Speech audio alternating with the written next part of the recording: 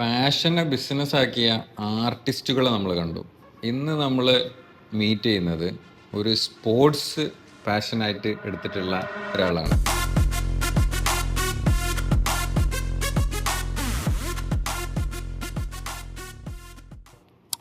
ഞാൻ സ്റ്റാർട്ട് ചെയ്ത് ഓൾമോസ്റ്റ് 9 ഇയേഴ്സിലാണ് തുടങ്ങിയത്. ബട്ട് 11 ഇയേഴ്സ് ആയപ്പോൾ ഞാൻ സീരിയസ് ആയിട്ട് സ്പോർട്സ് എടുക്കാൻ തുടങ്ങി. അപ്പോൾ ഞാൻ കളിക്കുന്ന സമയം ബാഡ്മിൻ്റൺ അത്രക്ക് ഭയങ്കരമായിട്ട് ഒരു എന്താ പറയുക എക്സ്പോഷേഴ്സ് ഇല്ല കേരളത്തിൽ പ്രത്യേകിച്ചും. കേരളത്തിൽ ഉണ്ട്, പക്ഷെ എന്നാൽ ഞങ്ങൾ ഈ ഇപ്പം കാണുന്ന ഉള്ള ഒരു ബൂമില്ല. അപ്പോഴും എൻ്റെ സ്റ്റാർട്ടിങ് കരിയർ ആസ് എന്താ പറയണ്ട ഒരു എംപ്ലോയി ആയിട്ട് വർക്ക് ചെയ്തത് മാർക്കറ്റിങ്ങിലായിരുന്നു. ഞാൻ BPL അപ്പോൾ വാക്യൂം ക്ലീനർ ലോഞ്ച് ചെയ്യുന്ന സമയത്ത് BPL vacuum cleaners. Okay, so അത് വിൽക്കാൻ പോകുമായിരുന്നു.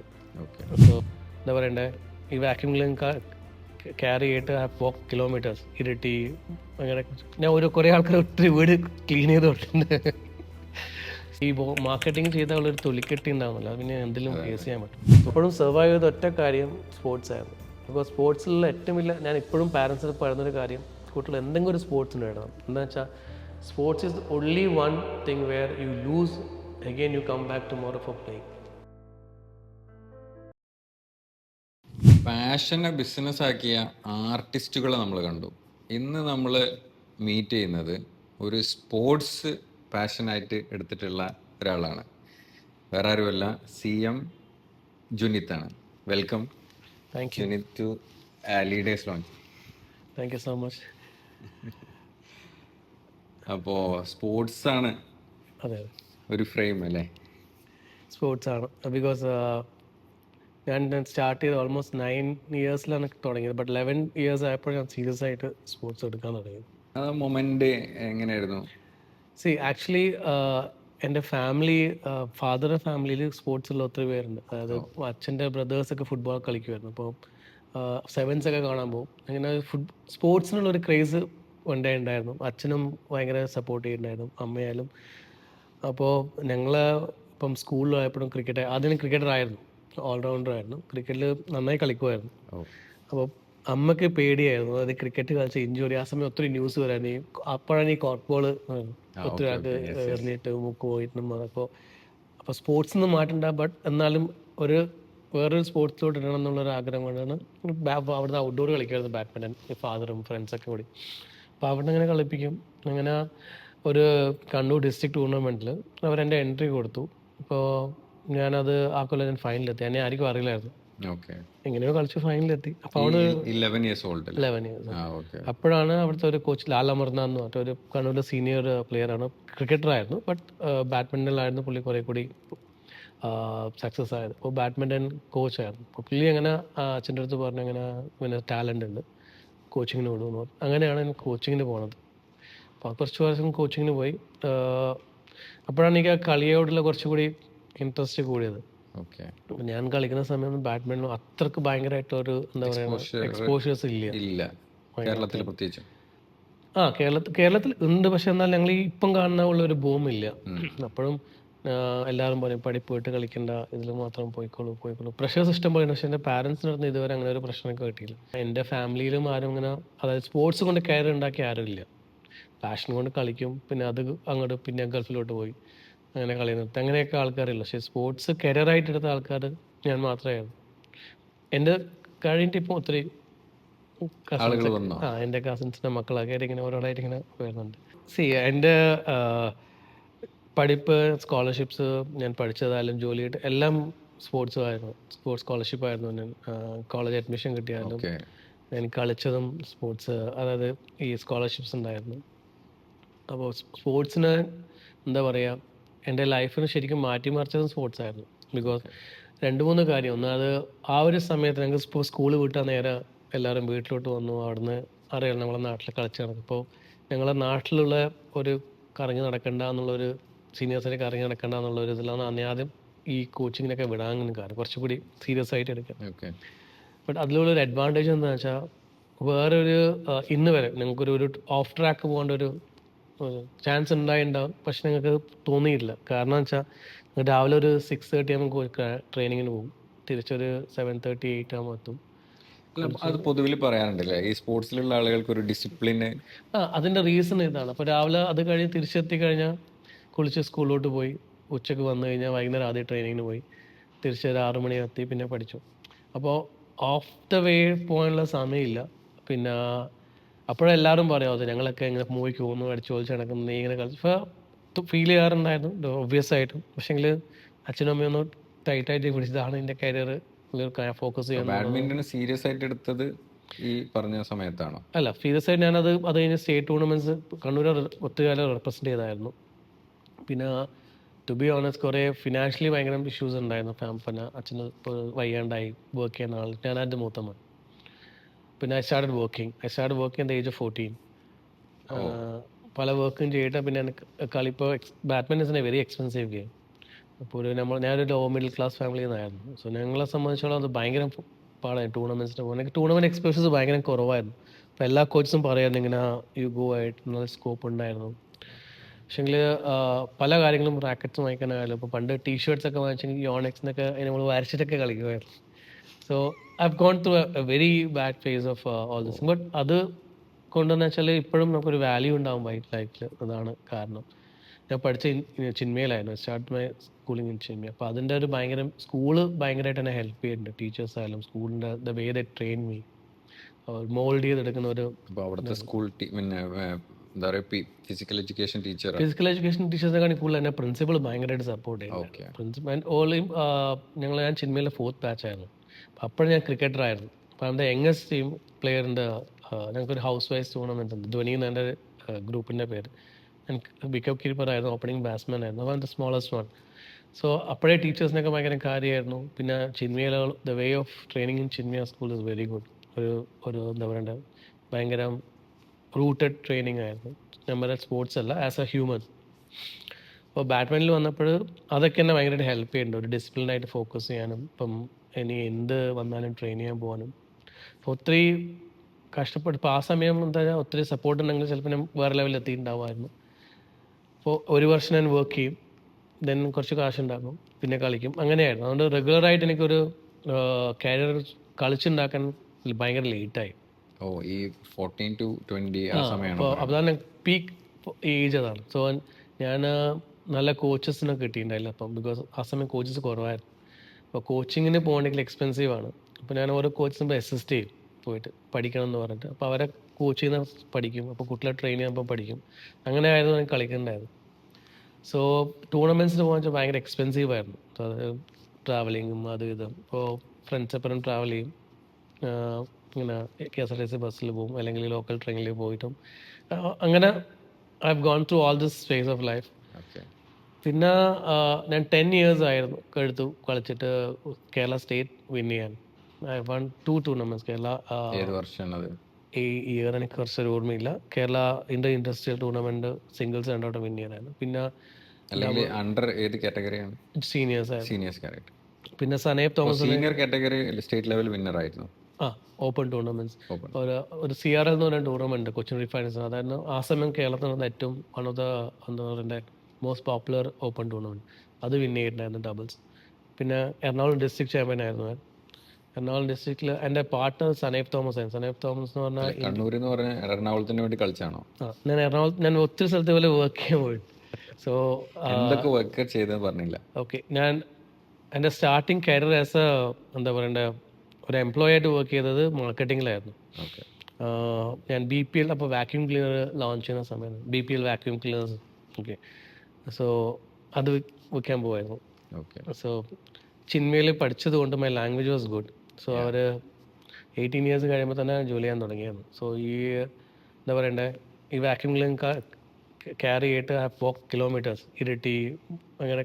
ഞാൻ കുറേ ആൾക്കാർ ഒത്തിരി വീട് ക്ലീൻ ചെയ്തിട്ടുണ്ട്. So I know that people are making me do the work. But അത് ഈ മാർക്കറ്റിംഗ് ചെയ്താൽ ഉള്ളൊരു തൊലിക്കെട്ടി ഉണ്ടാവുന്നില്ല, അത് പിന്നെ എന്തെങ്കിലും ഫേസ് ചെയ്യാൻ പറ്റും. ഒത്തിരി വീട്ടിൽ പോയാൽ ഡെമോ ചെയ്യുമ്പോൾ അവരുണ്ട്, എൻ്റെ റൂമിൻ്റെ അവിടെയുണ്ട് ഇവിടെയുണ്ട്. അപ്പം അങ്ങനെ ഒത്തിരി അത് കഴിഞ്ഞിട്ട് ദെൻ അപ്പോൾ ഈ കമ്പ്യൂട്ടേഴ്സ് ബൂം ചെയ്ത് വരുന്ന സമയമായിരുന്നു നാട്ടിൽ. ഡാറ്റ പ്രോ എന്ന് പറഞ്ഞ ഒരു കമ്പ്യൂട്ടർ സെൻറ്ററിൽ I was A marketing head. So I taking class for engineering college. അപ്പം ഡക്കാഡൊക്കെ വരുന്നതേ ഉണ്ടായിരുന്നു. Okay okay. സോ എഞ്ചിനീയറിംഗ് കോളേജിലെ അതൊരു കോളേജ് ടേണിംഗ് പോയിന്റ് ആണോ അത് പറഞ്ഞാൽ? അതൊരു ടേണിംഗ് പോയിന്റ് ആയിരുന്നു. ബിക്കോസ് കുറച്ചും കൂടി ഒരു എന്താ പറയണ്ട ഒരു ഈ എന്താ പറയുക, ഞങ്ങൾ ഈ വാക്യൂമിൽ വെക്കാൻ പോകുമ്പോൾ ആൾക്കാർ ഹൗ പീപ്പിൾ ട്രീറ്റ് അസ് അതെ നമ്മളൊരു ഒരു ലേബർ വർക്കിനെ കൊണ്ട് പറയില്ല, അവരങ്ങനെ ഞങ്ങളെ ട്രീറ്റ് ചെയ്യത്തുള്ളൂ.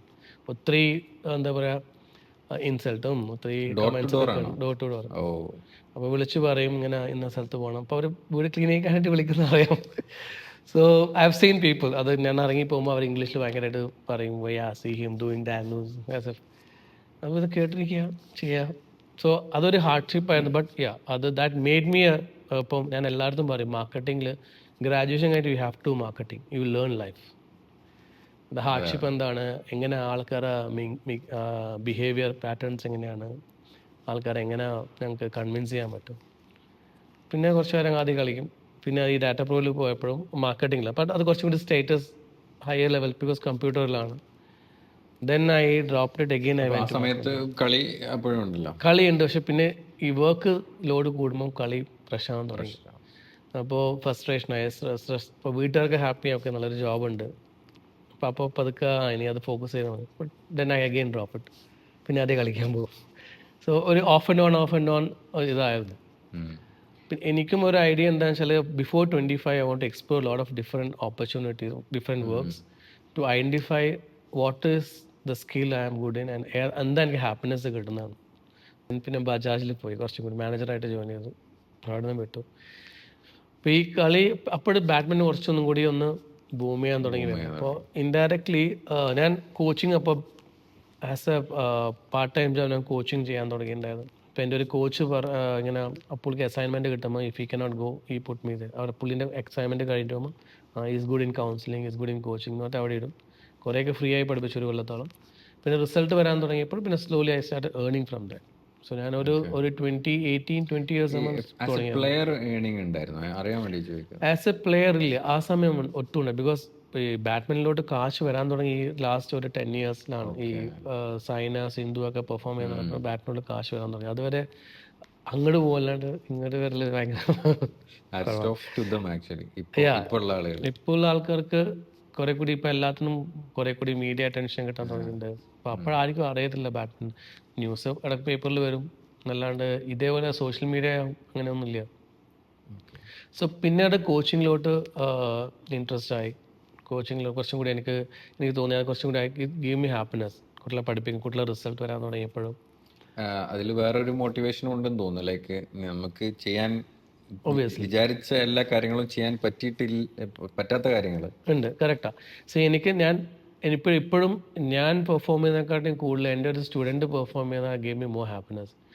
എൻ്റെ ഒരു ഏജിൽ എനിക്ക് ചെയ്യാൻ പറ്റാത്ത പല കാര്യങ്ങളും എൻ്റെ സ്റ്റുഡൻസ് ത്രൂ എനിക്ക് കിട്ടിയിട്ടുണ്ട്.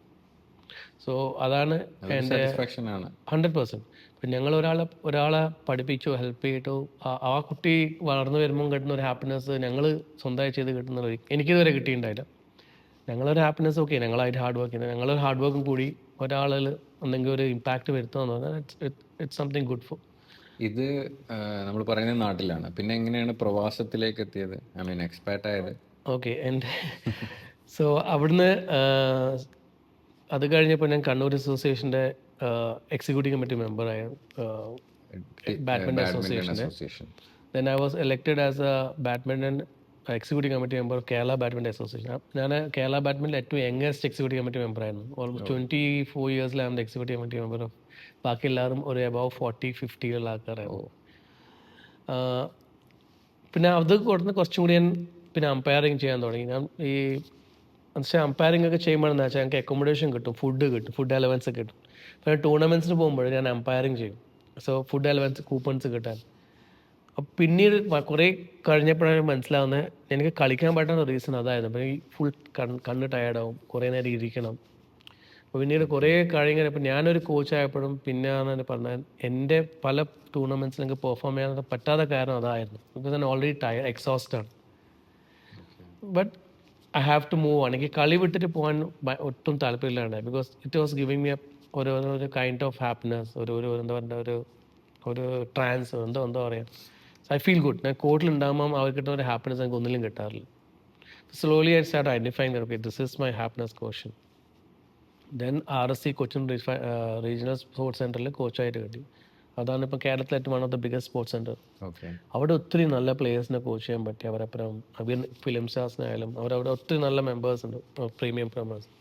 അപ്പോൾ ഒത്തിരി പ്ലേയേഴ്സിനെ കളിക്കാനും അവിടെയാണ് ഇന്ത്യയിലെ ടോപ്പ് കൊച്ചിയിലല്ലേ? കൊച്ചിൻ കൊച്ചിയിൽ. ടോപ്പ് മോസ്റ്റ് പ്ലേയേഴ്സ് എല്ലാവരും കളിക്കുന്നത്. ഈസാ നെയ്ബ് തോമസ്, ജോർജ് തോമസ്, ജസീൽ പി ഇസ്മയിൽ, തോമസ് കുര്യൻ. സോ അവരപ്പുറം താമസിക്കാനും അവരപ്പുറം കളിക്കാനുമുള്ള അവിടെ നിന്നാണ് ഞാൻ കുറച്ചും കൂടി ഇമ്പ്രൂവ് ചെയ്യാൻ തുടങ്ങി. കോച്ച് ഈ ഇൻ്റർനാഷണൽ പ്ലേയേഴ്സ് ഇപ്പം മാർക്കോസൊക്കെ ഇന്ത്യൻ ക്യാമ്പിലൊക്കെ പോയി തിരിച്ചു വന്നാൽ അവർ എന്നെ ട്രെയിൻ ചെയ്യാൻ വിളിക്കും, അവരെ സപ്പോർട്ട് ചെയ്യാൻ. ഓക്കെ. അവിടെ നിന്നാണ് ഞാൻ പ്രൊഫഷണൽ പ്ലേയേഴ്സിനെ ട്രെയിൻ ചെയ്യാൻ പഠിക്കുന്നത്. Through them okay. അവരെ ഫീഡ് ചെയ്തിട്ടും അവരെ കളിപ്പിച്ചിട്ടുമാണ്. അപ്പോൾ അവർ പറഞ്ഞു എന്താ ചെയ്യേണ്ടത്, അവർ സ്കെഡ്യൂൾ തരും, അതിന് കണക്കായിട്ട് ചെയ്യും. അപ്പോഴാണ് എനിക്ക് മനസ്സിലാക്കുക കോച്ചിങ് എനിക്ക് കുറച്ചും കൂടി നല്ലൊരു ലെവലിൽ എടുക്കാൻ പറ്റുന്ന ചാൻസ് കിട്ടും. അപ്പോൾ അവിടുന്ന് എനിക്ക് I got an offer from Cochin Kollam KMML. KMML 2 വർഷം ഉണ്ടായിരുന്നു as a coach cum manager for the team and as a player. അപ്പോൾ people start recognise me as a coach. അപ്പോൾ NIS ആയിരുന്നു മെയിനായിട്ട്. നാഷണൽ സ്പോർട്സിൻ്റെ സർട്ടിഫൈഡ് കോച്ചസ് ഉണ്ടായിട്ടുള്ളൂ, അല്ലാണ്ട് പ്ലെയർ കോച്ചസായിട്ട് ആരും ഉണ്ടായിട്ടില്ല. അപ്പോൾ എല്ലാവരും സീനിയേഴ്സ് ആയിരുന്നു, ഓൾമോസ്റ്റ് 30-40 ഇയേഴ്സ്. അപ്പോൾ അതിൻ്റെ youngest coach who place with a player. ഞാൻ കളിക്കുമായിരുന്നു, കോച്ച് ചെയ്ത്. അപ്പം ഒത്തിരി നല്ല റിസൾട്ട് വരാൻ തുടങ്ങി. അങ്ങനെ തിരിച്ച് ആദ്യം RSCയിലോട്ട് വന്നു. പിന്നെ അവിടുന്ന് നേവിയിൽ പോയി. ഞാൻ സദർൺ നേവൽ കമാൻഡിൻ്റെ കോച്ച് കം മാനേജറായിരുന്നു അവിടെ സ്പോർട്സ് കോംപ്ലക്സിൻ്റെ. അവിടെ നിന്നാണ് ഇവിടെ വരുന്നത്.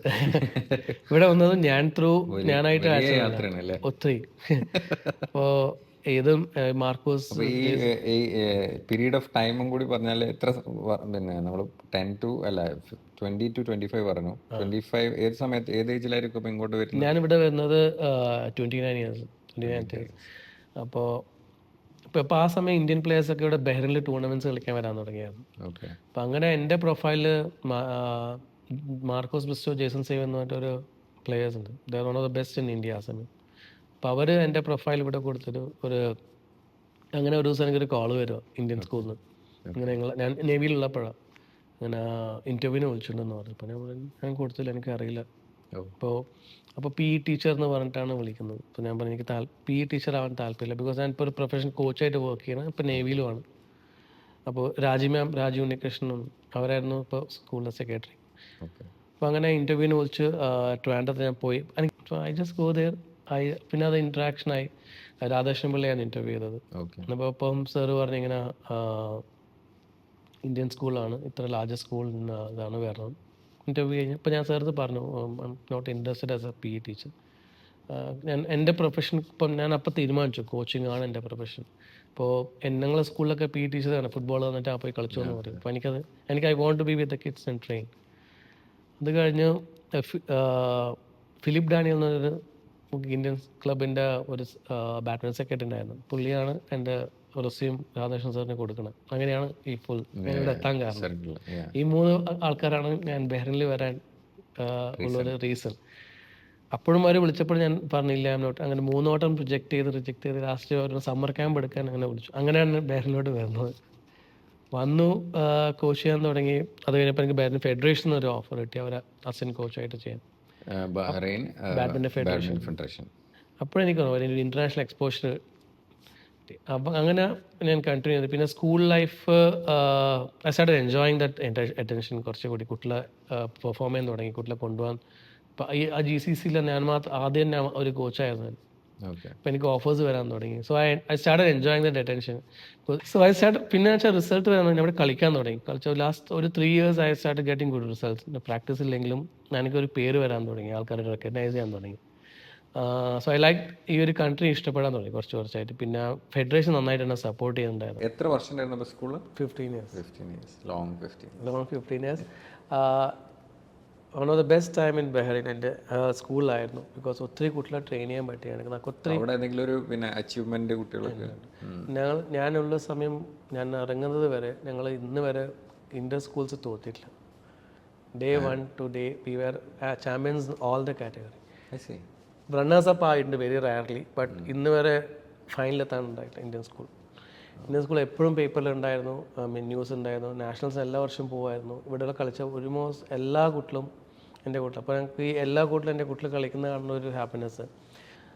എൻ്റെ ഡ്രീമായിരുന്നു ഇവിടുന്ന് കുട്ടികൾ പുറത്ത് പോയിട്ട് ഇന്ത്യയിൽ പോയിട്ട് വിൻ ചെയ്ത് വരണം. അപ്പോൾ GCC തന്നെ ഫസ്റ്റ് ബ്രോൺസ് മെഡൽ ഇന്ത്യയിൽ പോയിട്ട് ഞങ്ങൾ എൻ്റെ കുട്ടിക്കായിരുന്നു. Indian school Indian school. സിൽവറും എൻ്റെ വീട്ടിലായിരുന്നു, ഗോൾഡും എൻ്റെ വീട്ടിലായിരുന്നു. ഏത് വർഷമായിരുന്നു? 2020 ഏജ് ഇയർ എനിക്ക് കറക്റ്റായിട്ട് ഓർമ്മയില്ല. 2 years കോൺസിക്വൻസ്ലി ഇതായിട്ട് കിട്ടിയായിരുന്നു. കണ്ടിന്യൂസ് ആയിട്ട് ഒരു കൊല്ലം ബ്രോൺസ് കിട്ടി, ഒരു കൊല്ലം സിൽവർ കിട്ടി, അതും ഡിഫറെൻറ്റ് കാറ്റഗറീസിൽ. പിന്നെ ഏത് മൊമെന്റിലാണ് നമ്മൾ സ്വന്തമായിട്ട് വരുന്ന കാര്യം എൻ്റെ ഒരു ആഗ്രഹം എന്താ വെച്ചാൽ അതെൻ്റെ അൾട്ടിമേറ്റ് ആയിരുന്നു. അതിന് പിന്നെ ഹെഡ് ടീച്ചറായി സ്റ്റാർട്ട് ചെയ്തു ആസ് എ കോച്ച്. അത് കഴിഞ്ഞ് ഗ്രിസ്മി കോർഡിനേറ്ററായി, പിന്നെ ഹെഡ് ടീച്ചറായി. ദാറ്റ് വാസ് അതിൽ മുകളിൽ എനിക്ക് ഇനി അവിടില്ല. സോ ഞാൻ എപ്പോഴും വിശ്വസിക്കുന്ന ഒരു കാര്യം, ഞങ്ങൾക്ക് ഇനി എത്ര കഴിവുണ്ടെങ്കിലും എത്ര ക്വാളിറ്റി ഉണ്ടെങ്കിലും ആസ് എ ടീച്ചർ നിങ്ങളെ സ്റ്റുഡൻസ് പെർഫോം ചെയ്യില്ലെങ്കിൽ യു ആർ സീറോ. സോ ഞാൻ ഇന്ന് വരെ ഞാൻ എന്ത് ആയിരുന്നു എല്ലാം എൻ്റെ സ്റ്റുഡൻസ് ആയിരുന്നു. അപ്പോൾ ഇപ്പോഴും ആ ബന്ധമുണ്ട് എല്ലാവരായിട്ടും, പാരൻസായിട്ടും. അവരെ പല ആൾക്കും കുട്ടികളുണ്ട്, അവരെ കുട്ടികളെ ഞാൻ പഠിപ്പിക്കുന്നുണ്ട് ഇപ്പോഴും. സോ ഒരു പോയിന്റിലെത്തിയപ്പോഴും എനിക്ക് തോന്നി ഇനി ടൈം അതിൽ മുകളിൽ എനിക്ക് അച്ചീവ് ചെയ്യാനൊന്നും ഉണ്ടായില്ല school. So I have to ഞാൻ സ്ലോലി സ്കൂൾ ഉള്ളപ്പോഴും തന്നെ എനിക്ക് ബാക്കിൽ ഞാൻ ട്രെയിനിങ് തുടങ്ങിയിട്ടുണ്ടായിരുന്നു. കോച്ചിങ് എന്തെങ്കിലും പുറത്ത് ചെയ്യേണ്ടായിരുന്നു. ഞാൻ അപ്പോഴും സർവൈവ് ചെയ്ത ഒറ്റ കാര്യം സ്പോർട്സ് ആയിരുന്നു. അപ്പോൾ സ്പോർട്സിലുള്ള ഏറ്റവും വലിയ ഞാൻ ഇപ്പോഴും പാരൻസിന് പറയുന്നൊരു കാര്യം, കുട്ടികൾ എന്തെങ്കിലും ഒരു സ്പോർട്സിന് ഇടണം. എന്താ വെച്ചാൽ sports is only one thing where you lose again you come back tomorrow for playing. Campaign ആയിട്ടില്ലെങ്കിൽ കുഴപ്പമില്ല, ഏത് സ്പോർട്ടായാലും. ബിക്കോസ് എക്സാമിൽ ഞങ്ങൾ തോറ്റു കഴിഞ്ഞാൽ നമുക്ക് മാർക്ക് ഹൈഡ് ചെയ്യാം, നാളെ എനിക്ക് ഇത്ര മാർക്കുണ്ട് പറയാം. ബട്ട് സ്പോർട്സിൽ എറിയുന്ന അല്ലെങ്കിൽ ഇത്രയും ആൾക്കാരെ മുന്നിൽ തോക്കിട്ടിട്ട് നാളെ ഒരു കോഴ്സിലാണ് നാളെ ബാറ്റും ബോൾ എടുത്ത് വരും, അല്ല റാക്കറ്റ് എടുത്ത് വരും. സോ അവരതൊരു ഇഷ്ടം കൊണ്ട് വരുന്നതാണ്. അപ്പോൾ അതിൻ്റെ കാര്യം അത് indirectly you are developing A skill in A child. ഇപ്പോഴത്തെ കുട്ടിക്ക് ഒരു മാർക്ക് പോയാൽ ടെൻഷൻ, ഫ്രസ്ട്രേഷൻസ്, പിന്നെ ഒരു നോ പറഞ്ഞു കഴിഞ്ഞാൽ suicide. So generation has gone that level. അപ്പോൾ ഒരു സ്പോർട്സ്മാൻ്റെ ഏറ്റവും വലിയ അഡ്വാൻറ്റേജ് ആണ് നിങ്ങൾ ഇനി ഏത് വേഴ്സ് സിറ്റുവേഷൻസിലും നിങ്ങൾക്ക് ഒരു പ്രതീക്ഷ കാണും. അപ്പോൾ ഞാൻ എൻ്റെ എക്സാമ്പിൾ എന്ന് വെച്ചാൽ ഞാൻ ഫസ്റ്റ് ടോട്ടൽ സീറോ ഒന്നും ഉണ്ടായിരുന്നു. എനിക്ക് ആകെ ഉണ്ടായത് എൻ്റെ ഒരു എന്താ പറയേണ്ട എക്സ്പീരിയൻസ് ഉണ്ടായിരുന്നു, കുറച്ച് നല്ല കോൺടാക്ട്സ് ഉണ്ടായിരുന്നു, അത്യാവശ്യം ഉണ്ടാക്കി വെച്ചൊരു പേരുണ്ടായിരുന്നു. അവിടുന്ന് സ്റ്റാർട്ട് ഫ്രം സീറോ, വീണ്ടും ടോട്ടൽ സീറോ ആയിരുന്നു. അപ്പോൾ എൻ്റെ ഒത്തിരി പേര് നല്ല ഫ്രണ്ട്സ് ഒത്തിരി പേര് നാട്ടിലോട്ട് പോയിക്കോ, ഇവിടെ നിൽക്കേണ്ട. പിന്നെ ഞാൻ പറയാം എൻ്റെ ആവശ്യം എന്ന് വെച്ചാൽ എനിക്ക് ഇവിടെ തന്നെ എനിക്ക് തിരിച്ച് പ്രൂവ് ചെയ്യണം, അതെൻ്റെ ആവശ്യമായിരുന്നു. നാട്ടിൽ മാർക്ക് വരുന്ന സമയമാണ് ഒത്തിരി.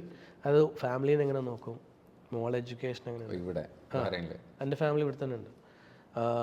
മോൾ എഡ്യൂക്കേഷൻ, ഫാമിലി എക്സ്പെൻസ്, എൻ്റെ ലിവിങ് എക്സ്പെൻസ്, ഫ്ലാറ്റ് റെൻറ്റ്, അത് ഇത്, loan EMI, credit card. So everything matters typically. അപ്പോൾ ഞാൻ അന്ന് തിരിഞ്ഞ് ഓടിക്കഴിഞ്ഞാൽ I'm giving a wrong example to my child. ഇങ്ങനെ ചാൻസ് വന്നു തിരിച്ചു ഓടും. അപ്പോൾ അവിടുന്ന് ഐ സ്റ്റാർട്ടഡ് സീറോ എന്ന്, ടോട്ടൽ സീറോ ആയിരുന്നു, ടോട്ടൽ സീറോ. സോ അതൊരു വലിയൊരു എക്സാമ്പിളായിരുന്നു. സോ അതിൽ ഒത്തിരി കാര്യം പഠിക്കാൻ പറ്റി. എങ്ങനെ ബിസിനസ്സിൽ എങ്ങനെ എന്ത് ചെയ്യാൻ പറ്റും, എങ്ങനെയൊക്കെ ചെയ്യാണ്ടിരിക്കാൻ പറ്റും, എങ്ങനെ എത്തിക്കലി ആവാൻ പറ്റും, എങ്ങനെ ഒരാളെ ഹാൻഡിൽ ചെയ്യാൻ പറ്റും. ഞങ്ങൾ ബ്ലൈൻഡായിട്ട്. സോ ഞാൻ ഇത് സ്പോർട്സിൽ ഉണ്ടായതുകൊണ്ട് മാത്രം ഞാൻ സർവൈവ് ചെയ്താൽ എപ്പോഴും പറയാൻ പറ്റും. പിന്നെ ഫാമിലി ആയിട്ടുള്ളൊരു ബോണ്ടിങ് ആവും.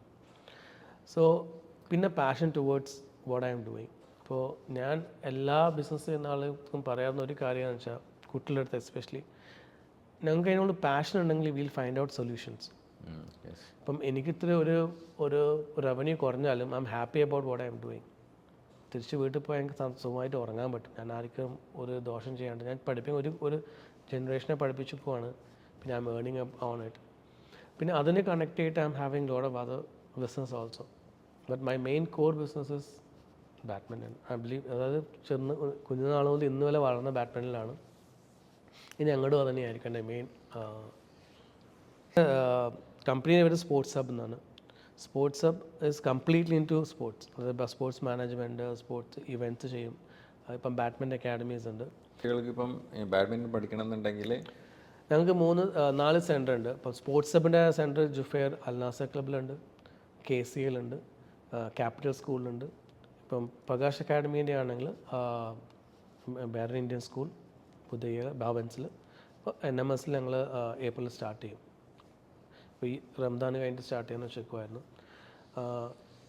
അതാണ് ഞങ്ങൾ ബാഡ്മിൻ്റണിൽ ചെയ്യുന്നത്. സ്പോർട്സിലാണ് എനിക്ക് പെക്കാന്ന് വേറൊരു കമ്പനി ഉണ്ട്. അതിൻ്റെ അകത്ത് ഞങ്ങൾ മെയിൻലി എഡ്യൂക്കേഷൻ മാത്രമേ ഉള്ളൂ. അത് എൻട്രൻസ് കോച്ചിങ്, ട്യൂഷൻസ്, ഹയർ എഡ്യൂക്കേഷൻ്റെ അഡ്മിഷൻസ്, പിന്നെ മാത്തിഫൈ എന്ന് പറഞ്ഞൊരു ഒരു പ്രോജക്റ്റ് ഉണ്ട്, മാത്സ് മാത്രം സിംപ്ലിഫൈ ചെയ്ത് കുട്ടികളെ പഠിപ്പിക്കുന്നത്. അത് ദൈവം സഹായിച്ച് അത്യാവശ്യം ട്രാക്കിൽ പോകുന്നു. ബട്ട് എൻ്റെ main bread runner is sports. Thanks for sharing all these thanks for inviting and me first of all. all the best for the new ventures. Thank you so much. Thank you for